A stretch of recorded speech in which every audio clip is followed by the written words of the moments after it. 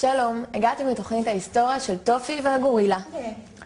ובה נדבר על מאורעות מרכזיים בקורות העם היהודי, מאז ועד היום. היום נלמד על צליבת ישו. שמעת על ישו? הוא נשמע אדם נכבד. לא. ישו היה אויב העם היהודי. הוא ניסה להפוך את כולנו לנוצרים. אף שישנם נוצרים טובים, ההתבוללות היא סכנה נוראית, המאיימת על שלום העם היהודי. אני רוצה להתבולל. אתה יודע בכלל מה זה להתבולל? זה לקיים יחסי מין עם גויה. זה לא דבר שלא אני ולא אתה רוצים כמובן. אני רוצה שהילדים שלי יאכלו טבלרון ויהיו גויים.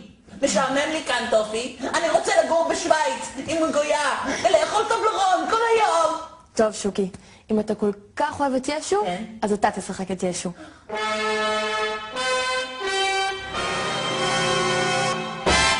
אני הוא יהודה איש קריות. ואני ישו.